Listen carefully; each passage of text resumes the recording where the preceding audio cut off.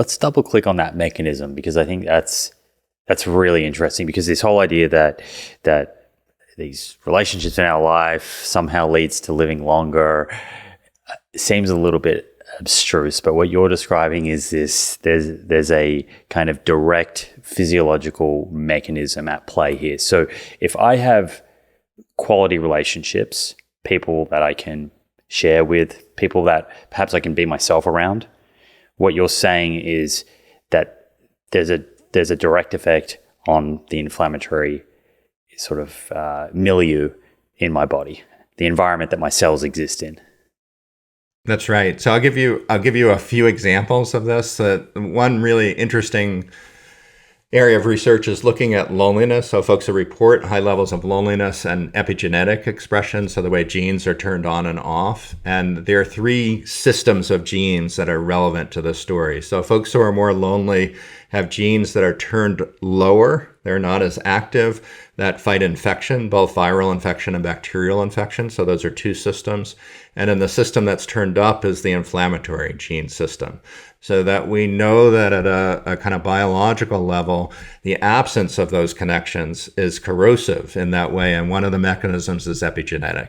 There are other mechanisms as well. And some of them aren't as sexy, Simon, right? Some of them are directly biological. And those are really exciting. And we're learning more and more about them. I'll give you another example of that in a second. But some of them are more straightforward. Being connected to someone, a good friend or a partner, makes it more likely you see the doctor. It makes it more likely you exercise. It makes it more likely you eat well. So there are behavioral effects that also flow from close relationships, and there are effects in many other domains. We figure out who we are. You talked about being yourself.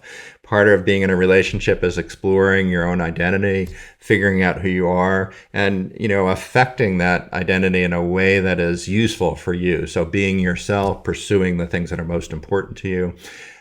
Friends and other people we're connected to help us navigate stress. So when I'm stressed out, turning to a friend to deal with some of those emotions, to try and figure out a path forward. A good friend or my partner, my wife, might say to me, Mark, you're just not thinking about this the right way. You're missing a whole piece of this. So they might help straighten or clarify what's really in front of me. So it turns out when you start to think about relationships, they just do so many things for you. Can I tell one story, Simon? I said there's some less sexy ways, but I also want to talk about how exciting this work is. So I'm going to give you 2 examples of the research that just give us an idea of how exciting the domain is here. One is a study that was done by James Cohn, a psychologist, and he exposed people to pain at the same time he was collecting data on activity in the brain. And he did it under 2 conditions. He did it alone in a scanner, and he did it holding the hand of another. And in one twist on that, he did it holding the hand of someone you love. It turns out that when you're exposed to pain and you're holding the hand of another, particularly the hand of someone you love, the areas of the brain in which we perceive pain, in which pain registers in the brain, are less active when we're holding the hands of another. So that's one juicy clue, that the experience of connection to others, even someone we don't know, right? It can be a stranger you're holding that hand, but more so if it's someone that we care about, can be powerful.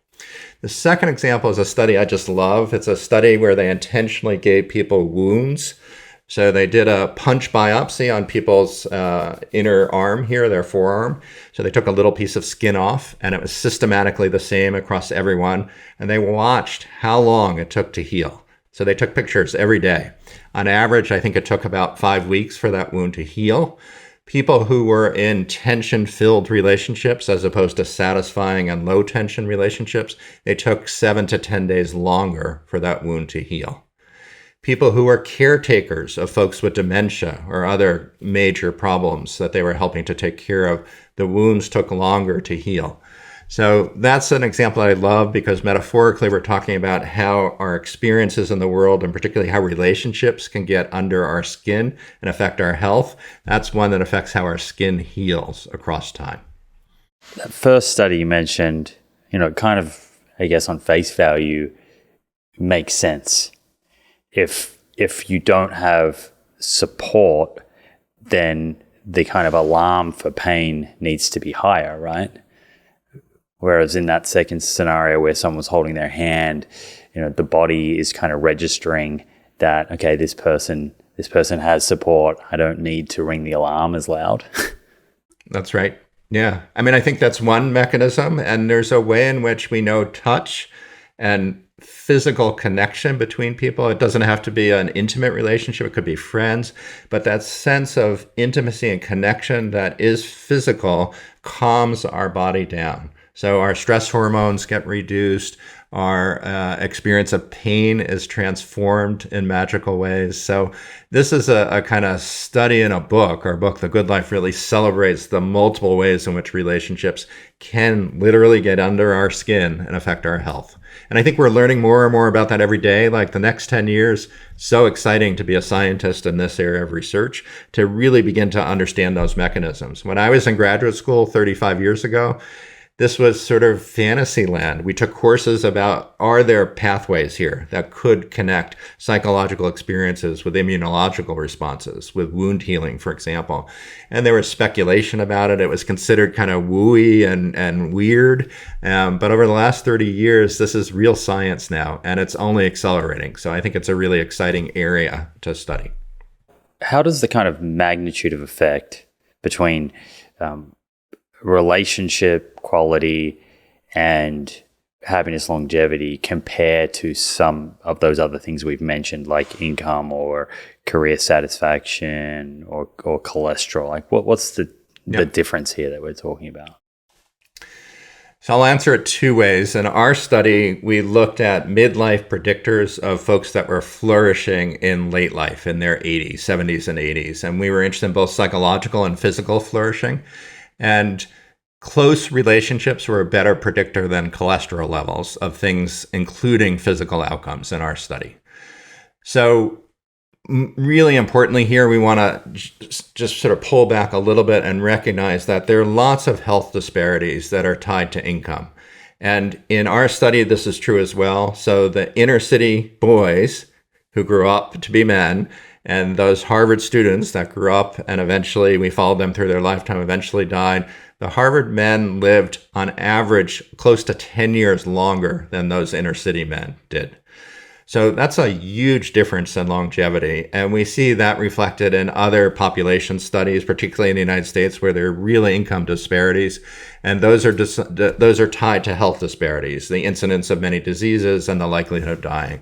So I would say those are the most powerful factors, right, in predicting premature death. They're very important, particularly in the states where there are these inequities in healthcare and other connections between socioeconomic factors that lead to, more exposure to toxins when you're growing up and things like that. We're studying this, by the way, so we have neighborhood data on those inner city kids, and that's one of the active areas is going back and looking at when the lead smelter shut down or when they had pipes that were lead pipes as opposed to other kinds of pipes to see what kind of exposure to lead the kids may have had growing up. So, of course, there are other factors that are important. In the U.S., socioeconomic factors are really important. Education is another factor that's tied to longevity. But if we look at things that we commonly assume, physical factors like obesity and smoking that we talked about before, it's very clear that relationships are on the same order of magnitude as those. In many cases, social disconnection is a greater risk factor than some of those other things like obesity or sedentary lifestyles than that we know something about their risk. So these are serious, and that's why the Surgeon General, I think, issued this public health advisory. These are not common, these advisories.